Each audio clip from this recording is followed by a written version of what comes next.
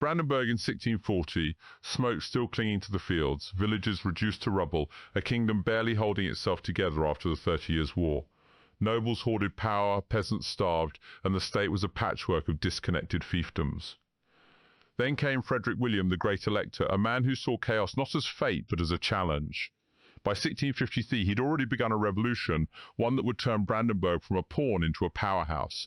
And it started with a single radical idea: the state, not the nobles, would control the army.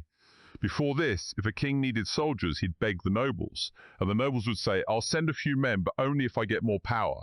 It was a system built on fear and favour, not stability. But in 1653, Frederick William scrapped it all. He created Europe's first state-controlled conscription system. No more waiting for nobles to agree. Instead, local officials, appointed by the elector himself, would round up men from villages, train them and send them straight to the front.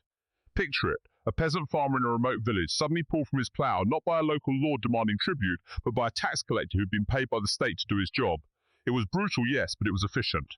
For the first time, the elector could guarantee a standing army, not just for a season, but for the long haul.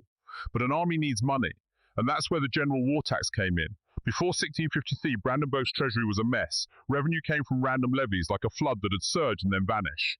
The general war tax changed everything. It was a land tax, levied on every plot of ground, regardless of who owned it. Nobles paid the same rate as peasants. Grain, cash, whatever the land produced, this became the state's steady income. Imagine a farmer in Potsdam handing over a sack of wheat not to a lord, but to a government clerk, who'd then send it to pay soldiers in the north. This wasn't just about funding an army, it was about redefining power. The state, not the nobles, now dictated how resources flowed. And with that money, Frederick William could finally pay his soldiers year-round, not just when a war broke out. But you can't run a standing army with just taxes and soldiers. You need a system to manage it all. Enter the Chancellery, brain of the new Brandenburg. Before, the elector's court was a tangled web of advisors, each speaking for their own interests. The Chancellery, created in the 1660s, was different. It was a centralized bureaucracy that handled everything: tax collection, military logistics, even foreign treaties.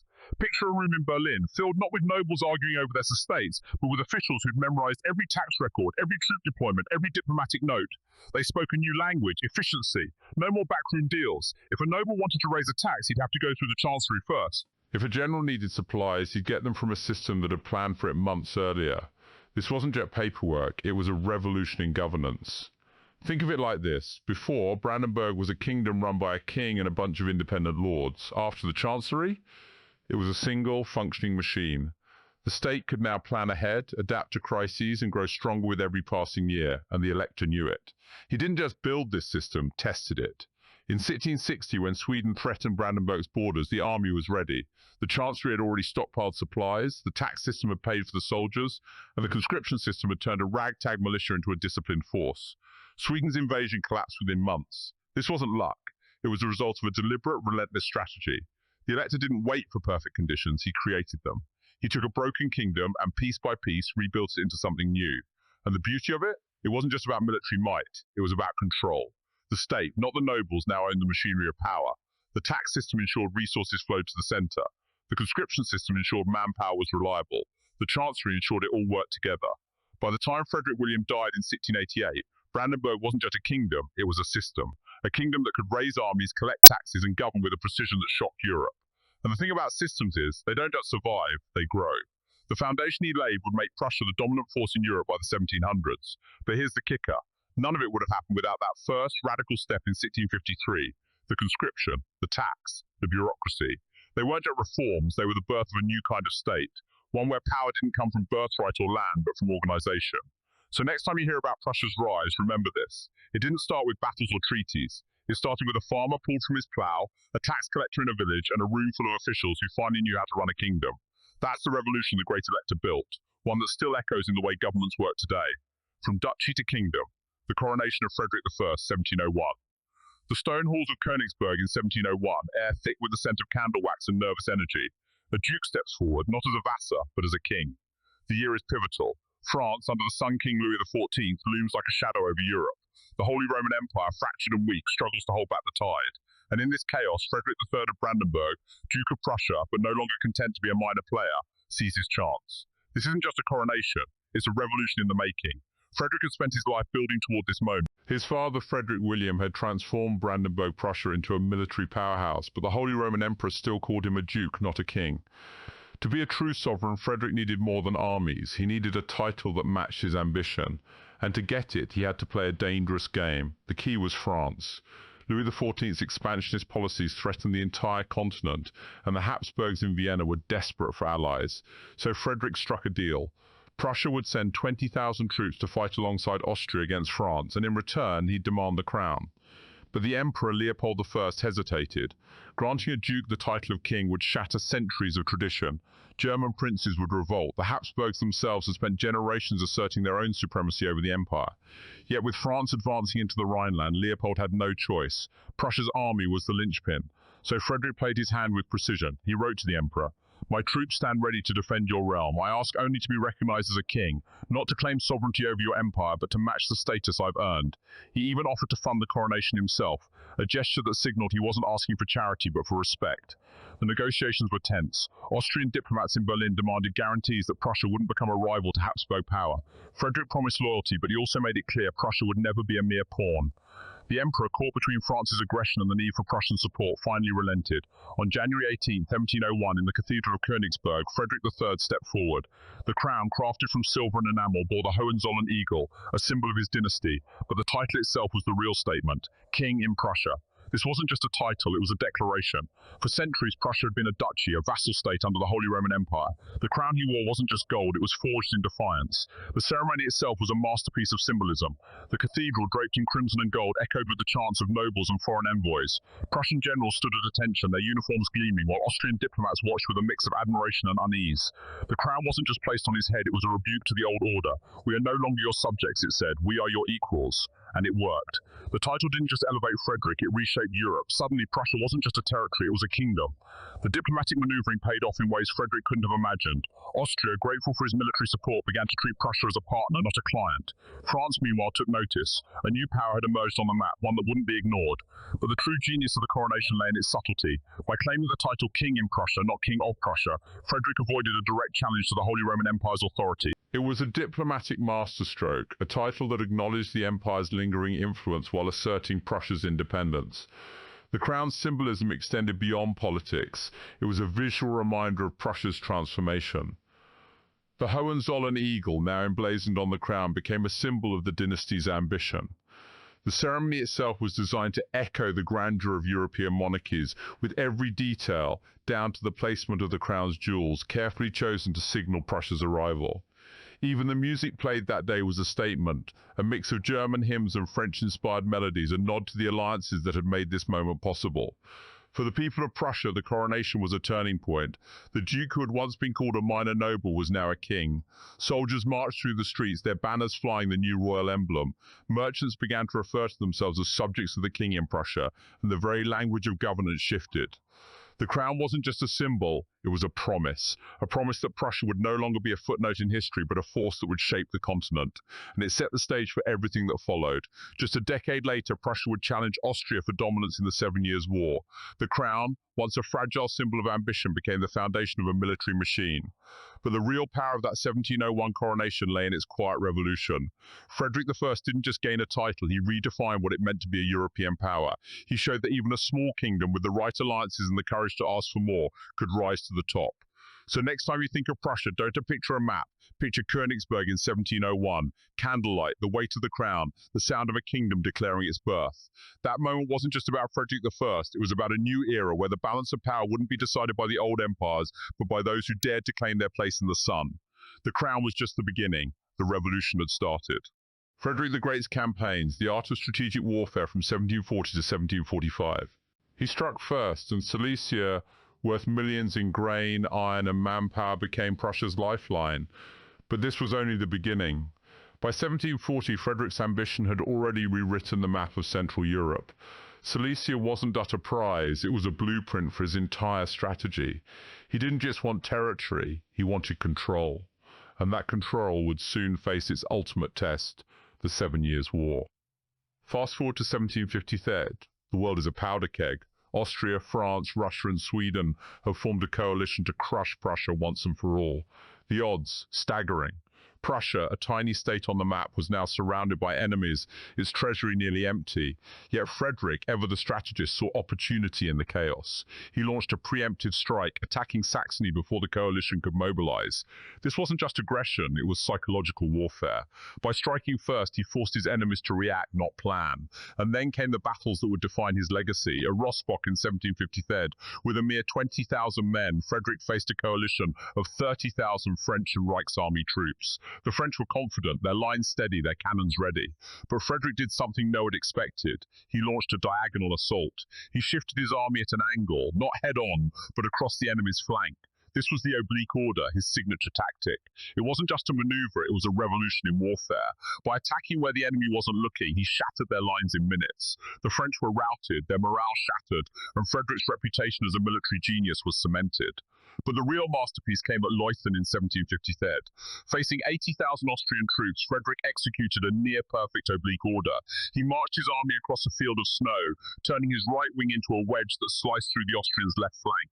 The Austrians, expecting a frontal assault, were utterly unprepared. Within 2 hours, their army was in disarray, their supply lines cut, their morale in ruins. Leuthen wasn't just a victory, it was a statement. It proved that a smaller, more agile force could outmaneuver a larger, more traditional army. So what made the Oblique Order so effective? Think of it like a chess move. Instead of charging straight at a fortress, you slide your knight to strike the flank. Frederick knew that most armies fought in rigid, predictable lines. He used that predictability against them. He'd move his troops in a diagonal, hitting the enemy's weak side before they could react. This wasn't just tactics, it was psychology. It forced the enemy to constantly reposition, to second-guess their own strategy, while Frederick's army stayed one step ahead. And it wasn't just about battle tactics. Frederick understood the human element of war. He'd train his troops relentlessly, drilling them to move in perfect unison. He'd often lead his cavalry personally, riding into the thick of the fray, inspiring his men with sheer will. At Zorndorf in 1758, even as his army was battered by Russian forces, he refused to retreat, personally rallying his troops to hold the line. His men didn't just fight for Prussia, they fought for Frederick. But the 7 Years' War wasn't just about battles, it was about survival. By 1760, Prussia was nearly bankrupt, its population decimated, its army stretched to the breaking point, yet Frederick held on. He outmaneuvered Russia, outlasted Austria, and turned the tide with a single brilliant stroke, the diplomatic on. When Russia's new Tsar, Peter III, suddenly switched sides and withdrew his troops, Frederick seized the moment, launching a counter-offensive that secured Prussia's survival. This wasn't just luck, it was the culmination of his entire strategy.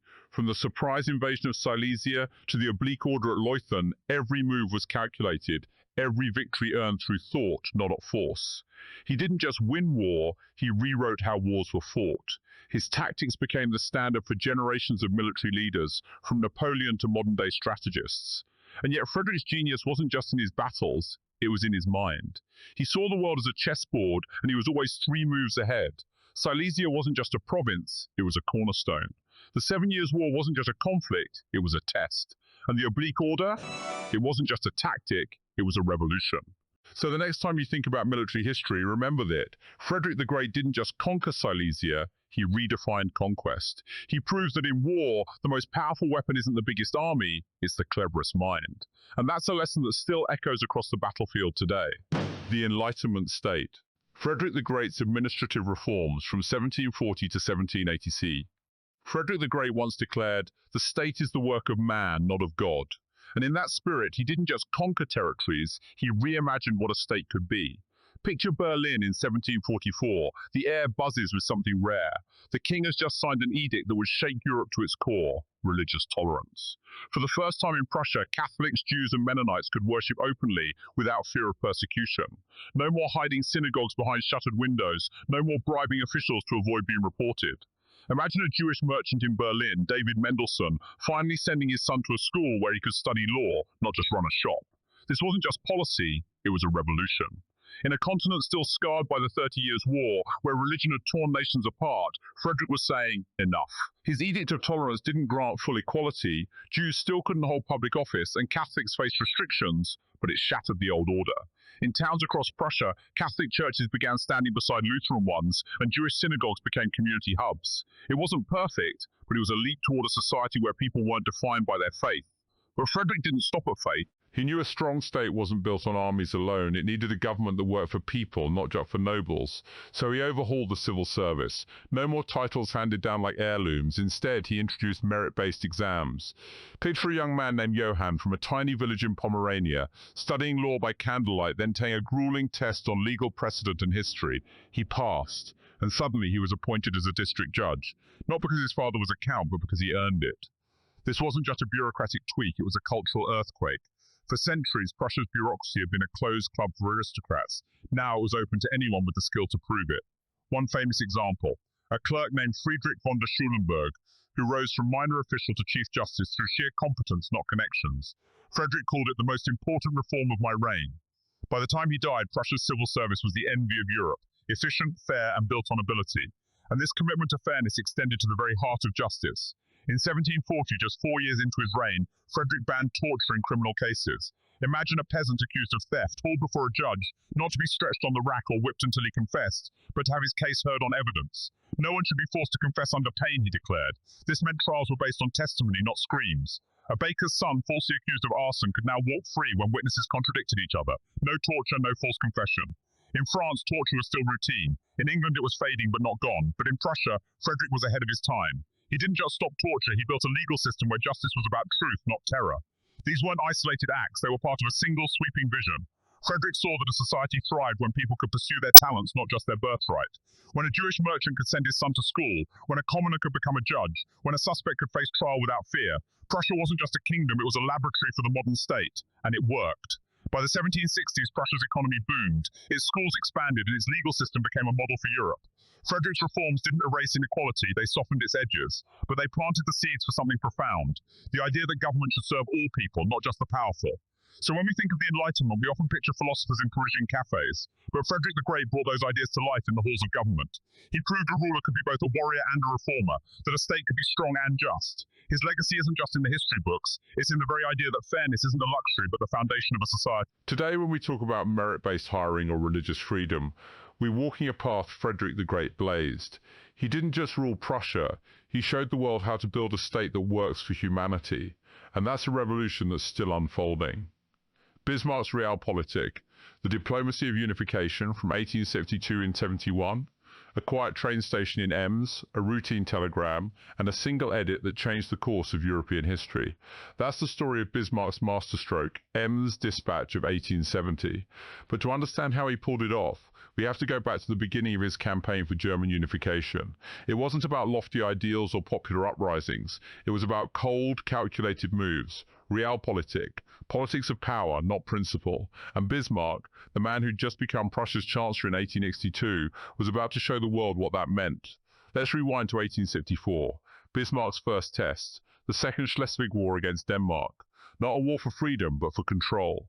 The duchies of Schleswig and Holstein were hotly contested, and Bismarck used this as a spark.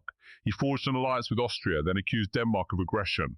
The result? A swift, bloody victory for Prussia and Austria. But here's the twist.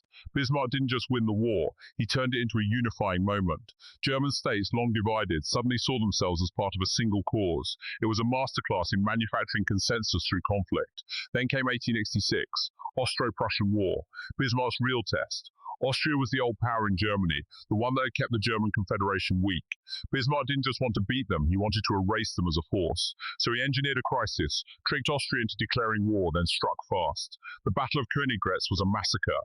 Prussia's modern breech-loading rifles and railroads crushed Austria's outdated forces in just 7 weeks. The result? Austria was kicked out of German affairs, the German Confederation dissolved, and Prussia emerged as the undisputed leader. Bismarck didn't just win a war, he redefined the map of Europe. But he wasn't done. With Austria gone, he turned his gaze westward. France, under Napoleon III, was the last obstacle. Bismarck knew he needed to provoke France into war, not to destroy them, but to make them the villain. That way, all German states would rally behind Prussia, and that's where the Ems Dispatch came in. The telegram was a routine message from King Wilhelm I to Bismarck, discussing a peace proposal with the French ambassador. Bismarck edited it, cutting out phrases that showed willingness to talk. He made it sound like Wilhelm refused to meet the French ambassador, a deliberate insult. Then he sent it to the press. France, eager for a quick victory, declared war on July 19, 1870. Bismarck had done it. He turned a diplomatic spat into a full-blown war, uniting Germany under Prussian leadership. The Franco-Prussian War was a blur of Prussian victories. The French army, confident and overextended, collapsed. By September 1870, Prussian forces had encircled Paris. The French capital, once the heart of European power, was under siege, and Bismarck, ever the showman, let the French suffer. He refused to negotiate peace until Napoleon III was overthrown and a republic took hold, a humiliation for France that only deepened German unity. Then came January 18, 1871, the Hall of Mirrors at Versailles, very place where Louis XIV had declared French dominance, become the stage for a new era. King Wilhelm I, standing in the shadow of French glory, was proclaimed Kaiser of a united Germany. The ceremony was deliberate, almost theatrical. Bismarck had chosen Versailles for a reason, to symbolize the shift of power. France, once the dominant force, had been humbled. Germany, once a patchwork of states, was now a single, powerful empire. But this wasn't just about winning a war, it was about the power of manipulation. Every move Bismarck made was a chess piece in a game he'd been playing for years. The Denmark War, a training ground. The Austro-Prussian War, a surgical strike. The Ems dispatch, a single edit that turned a crisis into a unifying moment. He didn't just exploit circumstances, created them. Think about it. The Ems dispatch wasn't a mistake, it was a calculated lie. Bismarck knew Napoleon III would react badly. He knew the German states would rally, and he knew France would look foolish. The result? A nation unified not by democracy or revolution, but by the cold, unyielding logic of realpolitik. And that's the lesson. Bismarck didn't care about moral high ground, he cared about power. He cared about the map of Europe shifting in Prussia's favor. And he did it all without lifting a single finger in the traditional sense. No grand speeches, no mass protests, just a pen, a telegram, and a genius for seeing the bigger picture. So when you think about the unification of Germany, remember that. It wasn't a moment of unity. It was a series of moments, each one orchestrated by a man who knew how to play the game. The wars, the diplomacy, the propaganda, they all came together to create something new, a Germany that would dominate Europe for decades. Bismarck's realpolitik wasn't just a strategy, it was a philosophy, a reminder that history isn't shaped by ideals alone, it's shaped by those who know how to make history happen. And in the end, that's exactly what he did. He didn't just create a nation, he created a power. And he did it all with a single edit to a telegram. So next time you hear about the unification of Germany, remember, it wasn't about unity, it was about the art of the possible. And Bismarck, the master of realpolitik, knew how to make the impossible happen. The German Empire, Prussia's imperial dominance from 1871 to 1914.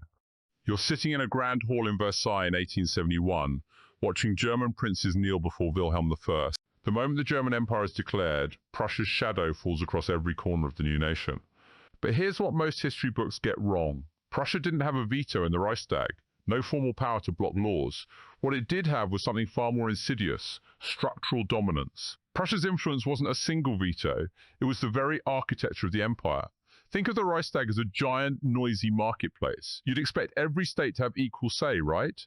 But Prussia, with its 22 million people, more than half the empire's population, held 17 of 58 votes in the Bundesrat, the upper house that actually controlled legislation.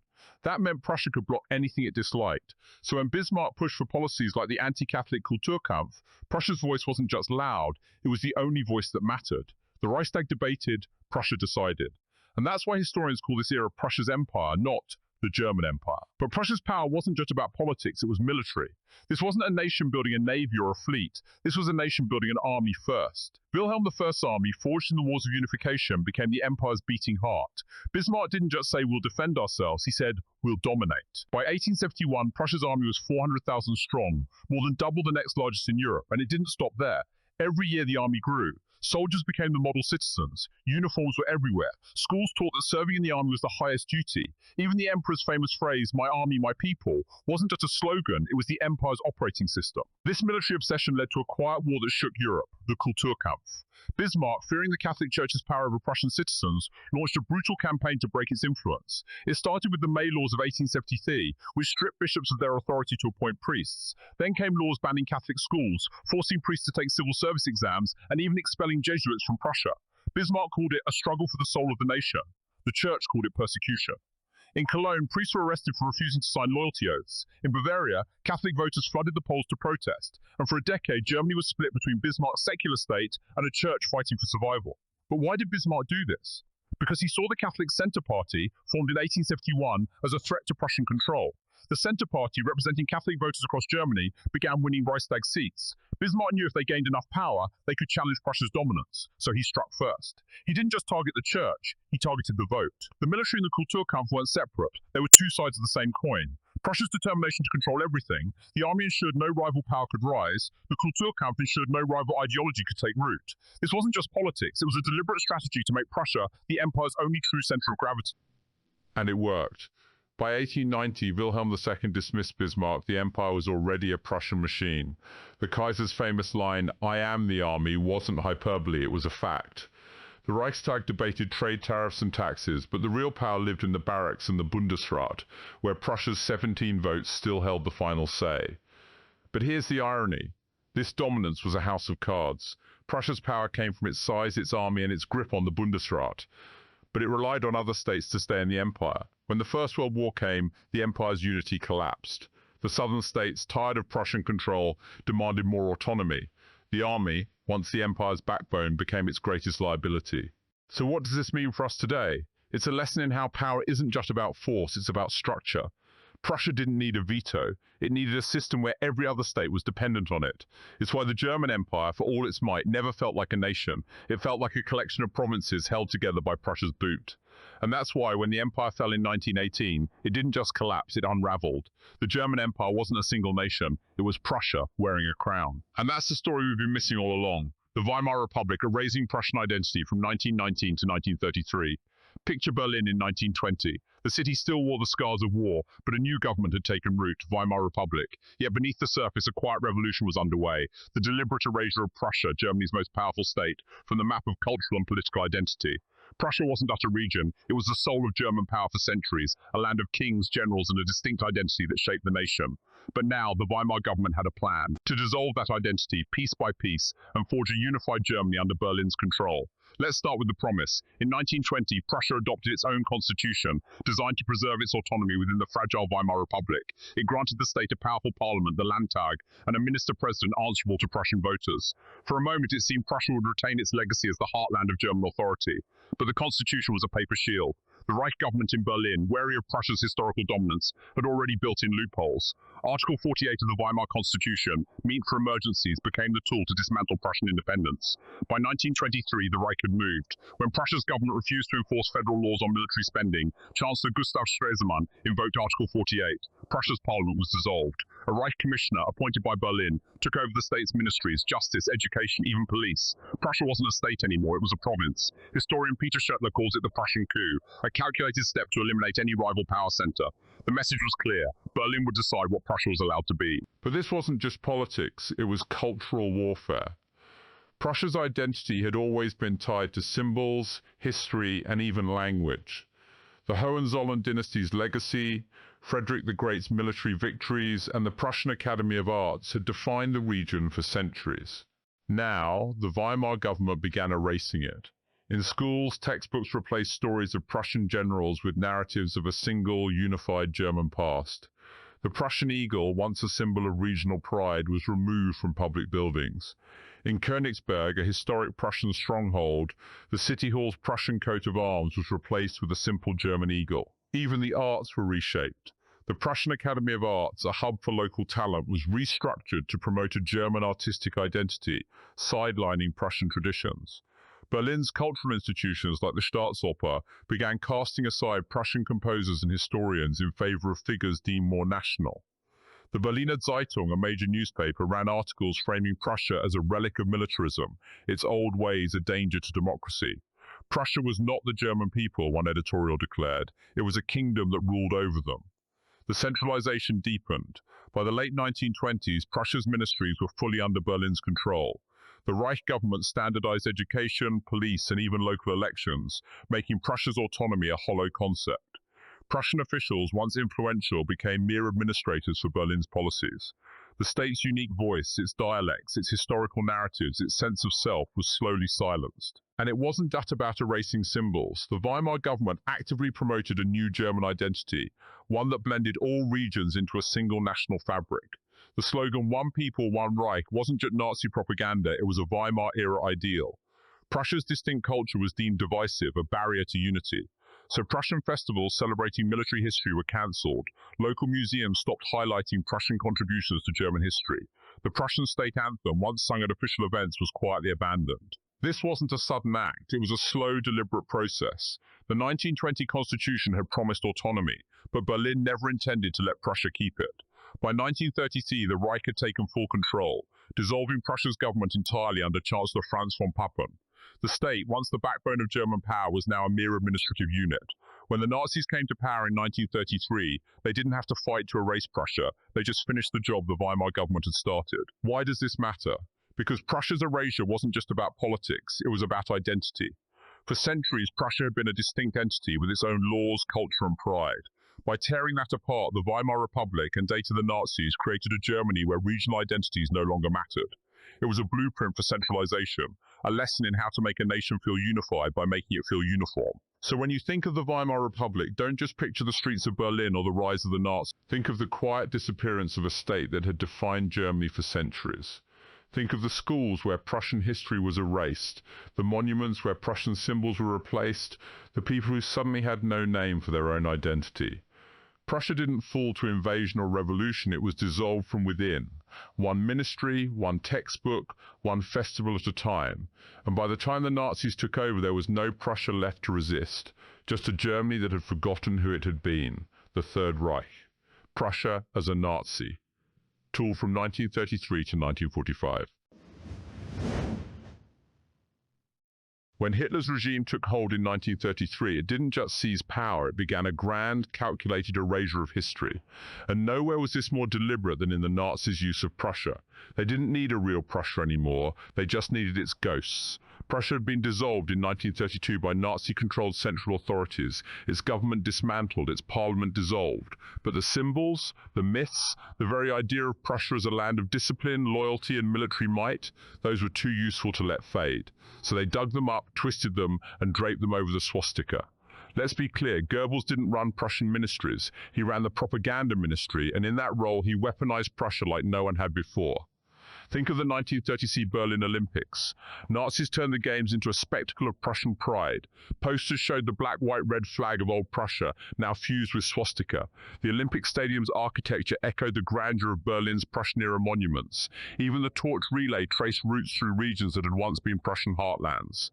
Goebbels' team didn't just use Prussian symbols, they invented a new mythology where Prussia's militarism was the natural precursor to Nazi strength.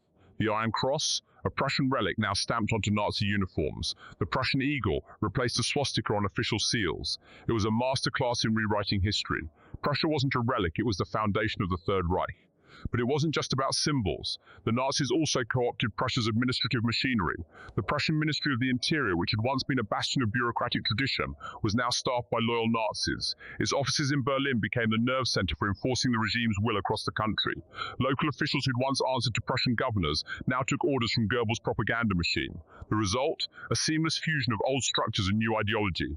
Prussia's name vanished from maps, but its shadow lingered in every decree, every rally, every newspaper headline. And then came the suppression. The Nazis didn't just use Prussia, they erased it.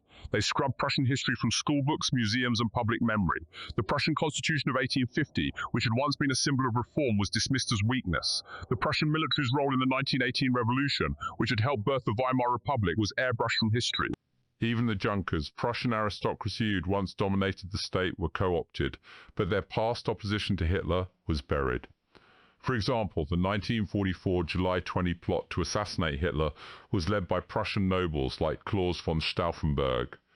After the plot failed, the regime didn't just execute the conspirators, they erased their legacy.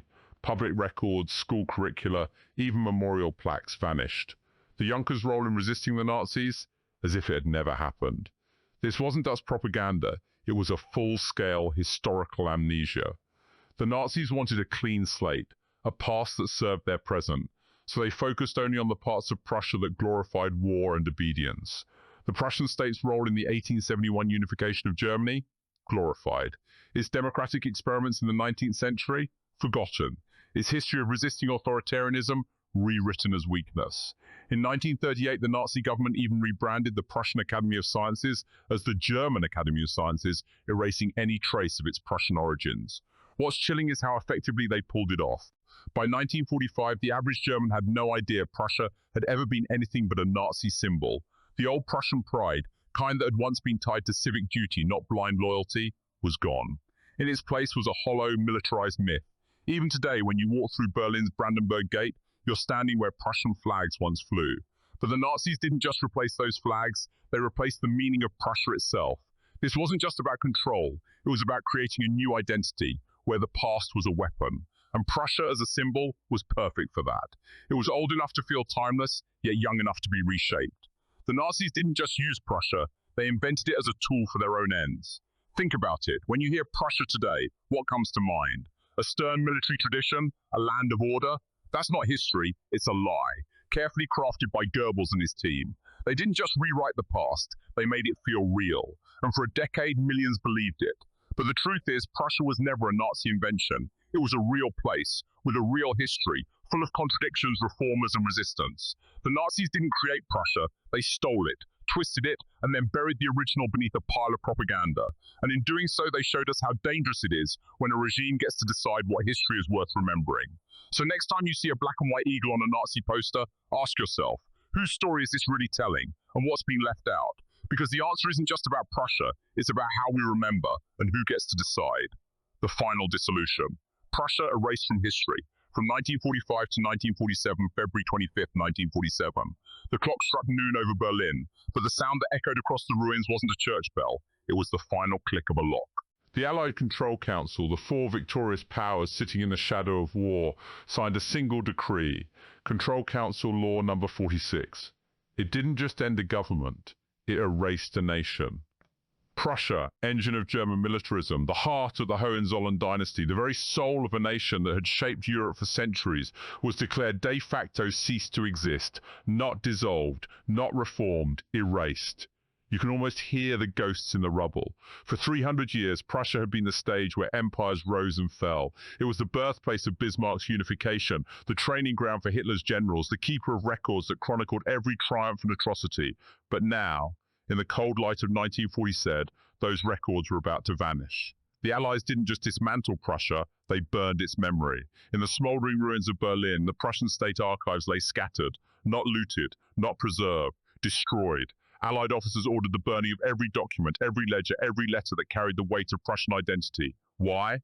Because Prussia wasn't just a state, it was a mindset that had birthed the Prussian military machine, the culture that bred arrogance, the Bismarckian ambition that had led Europe into 2 world wars. The Allies knew that to prevent history from repeating itself, they had to erase the blueprint, so they burned it. In Potsdam, in Berlin, in the libraries of Königsberg, centuries of history, maps, treaties, royal decrees were fed into fireplaces, not for preservation, for annihilation. One historian later called it the most deliberate act of historical vandalism in modern memory, but the physical destruction was just the beginning. The Allies didn't just erase Prussia's past, they dismantled its future. The map of Europe was redrawn in ink and blood. East Prussia, the heartland of the Hohenzollerns, was split. The northern part, including the ancient city of Königsberg, was handed to the Soviet Union and renamed Kaliningrad. The southern half went to Poland. The rest of the territory, divided between the new Polish state, the Soviet zone, and the Western Allied zones. Imagine the shock. A land that had been Prussian for generations suddenly belonged to strangers. Farmers who'd tilled the same soil for centuries now found themselves citizens of Poland or the USSR. The border that had defined Prussia for 300 years, gone, like it never was. This wasn't just politics, it was psychological warfare on a national scale. Prussia had been the idea of German unity before the German Empire existed. To erase it was to sever the chain of identity. The Allies weren't just punishing a nation, they were unmaking a myth. And they did it with chilling precision. Think about it. For centuries, Prussia had been the engine of German power. Its bureaucracy, its military discipline, its relentless drive to dominate. These weren't just policies, they were cultural DNA. But the Allies didn't just stop at geography. They targeted the soul of Prussia. The archives weren't just destroyed, they were buried. Not as a footnote, but as a deliberate act of historical amnesia. Why? Because Prussia wasn't just a state, it was a warning. A warning that unchecked ambition, that obsession with power could tear a continent apart, and the Allies weren't about to let anyone forget why they'd done it. Now let's be clear, this wasn't about revenge, it was about prevention. The Allies had seen what Prussian militarism had wrought. They'd seen the Kaiser's armies, the Bismarckian Realpolitik, the Hitler's war machine, all born from the same Prussian soil. So they didn't just punish Prussia, they unmade it. They turned its capital, Berlin, into a symbol of division. They split its territories, erased its borders, and burned its records. And in doing so, they created a vacuum, a space where a new Germany could be built, not on the bones of Prussia, but on something else, something different. But here's what's haunting. Prussia didn't just vanish from the map, it vanished from the memory.